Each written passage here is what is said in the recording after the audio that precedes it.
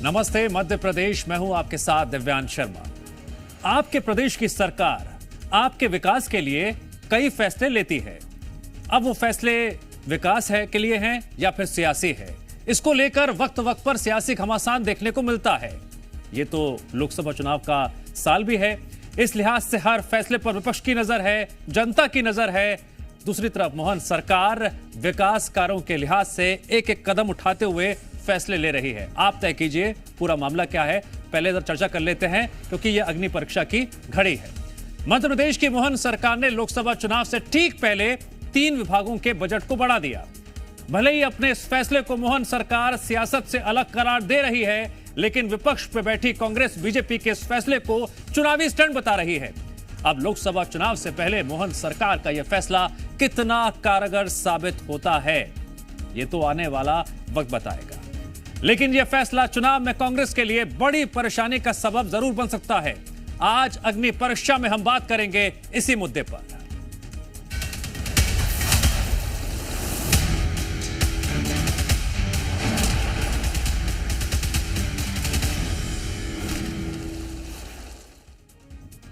मध्य प्रदेश में लोकसभा चुनाव से पहले सरकार ने 3 विभागों के लिए खजाना खोल दिया। सरकार ने 3 विभागों की महीने के खर्च की लिमिट को बढ़ा दिया है। मोहन सरकार का कहना है विभागों में की गई बढ़ोतरी के कारण गांव की सड़क और इंफ्रास्ट्रक्चर से जुड़े हुए कामों में तेजी आएगी। एक तरफ जहां सरकार इस विकास की दिशा में उठाया गया बड़ा कदम बता रही है, दूसरी तरफ कांग्रेस इस पर जोरदार हमला करते हुए इसे चुनावी स्टंट बता रही है। सबसे पहले नेताओं का बयान सुनिए, फिर आगे आपको बताएंगे पूरी खबर विस्तार से। सरकार लगातार झूठ का पिटारा खोल रही है। मध्य प्रदेश में सड़कों की हालत क्या है ये किसी से छुपी नहीं है। चुनाव आया, घोषणाएं आई, क्या वो गारंटी धरातल पर साबित हुई है, सफल नहीं हुई है। चुनाव के उद्देश्य से केवल भारतीय जनता पार्टी इस तरह की डुगडुगी बजाती है, ये बढ़ा दिया वो बढ़ा दिया, लेकिन जब धरातल पर देखते हैं तो भारतीय जनता पार्टी विकास से कोसों दूर रहती है। कांग्रेस क्या चाहती है कि चुनाव की आड़ में मध्य प्रदेश के विकास कार्य अवरुद्ध हो जाए। कांग्रेस का ये षड्यंत्र है। कांग्रेस इस प्रकार की मानसिकता से ग्रसित है कि वो चुनाव की आड़ में विकास रोक दो, भ्रष्टाचार की आड़ में विकास रोक दो। ये कांग्रेस की मानसिकता है।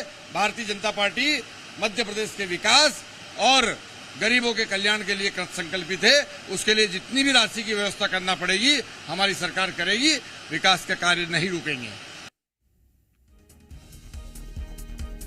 अग्नि परीक्षा में आगे हम विश्लेषण करेंगे, लेकिन उससे पहले जनता के लिए जानना बहुत जरूरी है सरकार ने किस विभाग के लिए बजट में बढ़ोतरी करते हुए अपना खजाना खोला है। इन विभागों में पीडब्ल्यूडी विभाग, जनजाति विभाग, पंचायत एवं ग्रामीण विभाग शामिल हैं, जिनके बजट में सरकार ने बढ़ोतरी करते हुए कई वर्गों को भी साधने की कोशिश की है। अब आपको बताते हैं किस विभाग के लिए कितना बजट बढ़ाया गया है और पहले कितना बजट जारी किया गया था। पीडब्ल्यूडी विभाग के लिए 1700 करोड़ का बजट जारी किया गया है, जो कि पहले 1200 करोड़ था। इसी तरह जनजाति विभाग के लिए 100 करोड़ का बजट जारी किया गया है, जो कि पहले सिर्फ 25 करोड़ था।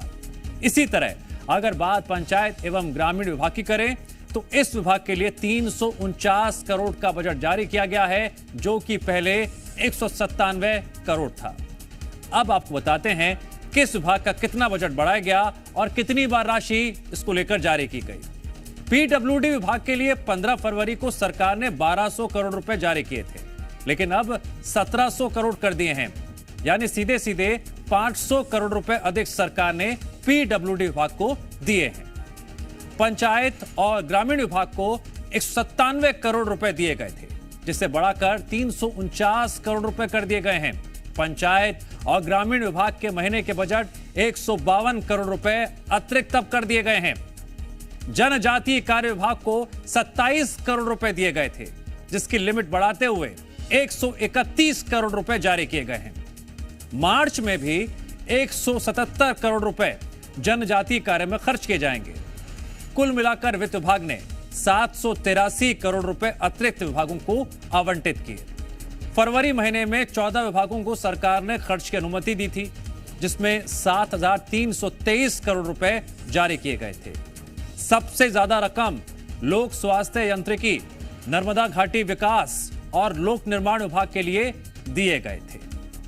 तो मतलब साफ है कि जो बढ़ोतरी देखने को मिल रही है, सरकार कह रही है इन क्षेत्रों में विकास होगा। अब आपको बताते हैं एमपी का जातीय समीकरण क्या है। एमपी में 15.62% जनता एससी है और 21.09% जनता एसटी है। लोकसभा की कई सीटों पर ये दोनों वर्ग निर्णायक भूमिका निभाती आई है। 2019 के लोकसभा चुनाव में राजनीतिक पार्टियों का जो वोट प्रतिशत था उसके बारे में समझ लीजिए, आकलन कर लीजिए क्या फर्क पड़ता है। 2019 के लोकसभा चुनाव में बीजेपी ने 29 में से 28 सीटों पर जीत हासिल की थी। इस चुनाव में बीजेपी को 66% ओबीसी वोट मिले थे, तो वहीं कांग्रेस को सिर्फ 27% मिले थे। अन्य को 7% वोट से संतोष करना पड़ा था। एससी वोटों की बात करें तो बीजेपी को 38%, कांग्रेस को 50%, वहीं अन्य को 12% वोट मिले। एसटी वोटों की बात करें तो बीजेपी को 54%, कांग्रेस को 38% और अन्य को 8% वोट मिले थे। अब आपको बताते हैं मध्य प्रदेश में वो कौन कौन सी लोकसभा सीटें हैं जो एसटी आरक्षित हैं। एमपी में ये सीटें हैं रतलाम, धार, खरगोन, बैतूल, शहडोल और मंडला, जो एसटी आरक्षित सीटें हैं। अब आपको ये बताते हैं कि लोकसभा चुनावों में किस सीट पर मौजूदा परिदृश्य में किसका कब्जा रहा है। रतलाम सीट पर 2009 के लोकसभा चुनाव में कांग्रेस ने बाजी मारी थी। 2014 और 2019 में बीजेपी ने लगातार जीत हासिल की। धार सीट पर भी रतलाम की तरह 2009 के लोकसभा चुनाव में कांग्रेस ने बाजी मारी थी, लेकिन 2014 और 2019 में बीजेपी ने जीत हासिल की। खरगोन सीट पर पिछले तीनों लोकसभा चुनाव में बीजेपी का एक कब्जा रहा। बैतूल सीट पर भी पिछले तीनों लोकसभा चुनाव में बीजेपी ने ही जीत का परचम लहराया। शहडोल और मंडला में पहले 2009 में कांग्रेस ने जीत हासिल की थी, बाद में पासा पलटा। 2014 और 2019 में बीजेपी ने जीत हासिल की। जी मीडिया संवाददाता भोपाल से लाइव जुड़ गए हैं अजय दुबे। अजय, एक तरफ तो है वो विश्लेषण जिसके तहत हम चर्चा कर रहे हैं कि विभागों का खर्चा बढ़ाया गया, लिमिट बढ़ाई गई है। सरकार कह रही है इससे विकास बढ़ेगा, कांग्रेस कह रही है चुनावी स्टंट है। तो कुल मिलाकर ये परिदृश्य निकलकर सामने आ रहा है कि एक तरफ सरकार के फैसले हैं, दूसरी तरफ उस पर सियासी घमासान है। क्यों नहीं सरकार फैसले ले जिससे जनजाति हो या पीडब्ल्यूडी विभाग के तहत किसानों को फायदा हो? क्यों कांग्रेस इसे चुनावी स्टंट बता रही है? देखिए, विधानसभा चुनाव के बाद लोकसभा चुनाव और विधानसभा चुनाव में तमाम मेरे सहयोगी अजय दुबे विश्लेषण कर रहे हैं, लेकिन 3 विभागों के लिए जो खजाना खुला है उसमें सबसे प्रमुख जनजाति विभाग है। पहले क्या आंकड़ा था और अब क्या आंकड़ा है, उसमें आसमान और जमीन का फर्क नजर आ रहा है। पंचायत एवं ग्रामीण विभाग के लिए भी खजाना खुला है। पीडब्ल्यूडी विभाग के लिए जिस तरह से पैसों की बढ़ोतरी की गई है उसके मद्देनजर एग्रीकल्चर के क्षेत्र में किसानों को फायदा हो सकता है। जनजाति विभाग की हम जब चर्चा की तो एससी एसटी विभाग किस तरह से सियासी मोर्चे पर चुनावों पर असर डालता है वो विश्लेषण भी आपने समझा। इन आंकड़ों को देखिए, पहले क्या बजट होता था और अब यह आंकड़ा कहां तक पहुंच चुका है। लेकिन साथ ही साथ जब खजाना बड़ा है तो यह उम्मीद भी की जाएगी कि पहले के मुकाबले अब काम और तेजी से हो। अजय दुबे एक बार फिर से हमारे साथ जुड़ गए हैं। अजय दुबे, आप अपनी बात जारी रख सकते हैं। बिल्कुल, लोकसभा का चुनाव है, ऐसे में विधानसभा चुनाव में जितना भारतीय जनता पार्टी ने अलग अपने संकल्प पत्रों में कई वादे किए थे, किसानों को बात हो, चाहे युवाओं की बात हो, चाहे महिलाओं की बात हो, चाहे मध्य प्रदेश के विकास करने की बात हो, तमाम वादे किए थे। और ऐसे में लोकसभा का चुनाव और आचार संहिता, उससे पहले वो तमाम विभागों में जिनके काम चल रहे हैं, जहां पर फंड की कमी है, सरकार उन्हें और फंड दे रही है। और जब फंड दी तो कांग्रेस हमलावर होगी। कांग्रेस का कहना है कि लोकसभा का चुनाव है, ऐसे में जनता को साधने के लिए भारतीय जनता पार्टी फंड बढ़ा रही है। और जब चुनाव आता है तो ये विकास की डुगडुगिया और घोषणा करने की डुगडुगी बजाती है भारतीय जनता पार्टी, ये कांग्रेस का आरोप है। लेकिन ये सच है कि जब से डॉक्टर मोहन मुख्यमंत्री बने हैं, ऐसे में मध्य प्रदेश के विकास को लेकर बेहद संवेदनशील हैं। अब विकास काम तमाम कर रहे हैं। भारतीय जनता पार्टी का कहना है कि चुनाव के समय है जरूर आ रहे हैं, लेकिन ऐसे में क्या मध्य प्रदेश के विकास कार्य रोक दिए जाएं? कांग्रेस ये चाहती है। लेकिन मध्य प्रदेश में लगातार चौमुखी विकास हो रहा है, चाहे सड़कों के क्षेत्र में हो, चाहे इंफ्रास्ट्रक्चर का विकास हो। विकास जरूर हो रहा है, लेकिन मोदी की कई गारंटियां ऐसी हैं जो आज भी अधूरी हैं और उसे ही लेकर कांग्रेस जो है हमलावर है। कांग्रेस का कहना है, चाहे किसानों के समर्थन मूल्य की बात हो या अन्य घोषणाएं जो मोदी की गारंटी हैं। और लोकसभा चुनाव आ गया, ऐसे में मोदी की जो तमाम गारंटियां थी, क्या भारतीय जनता पार्टी ने पूरा की? कांग्रेस का ये सवाल है। अब लोकसभा चुनाव में कांग्रेस इन मुद्दों को लेकर, कांग्रेस के घोषणा पत्र को लेकर, संकल्प पत्र को लेकर, भारतीय जनता पार्टी को लेकर जनता के बीच जाने वाली है।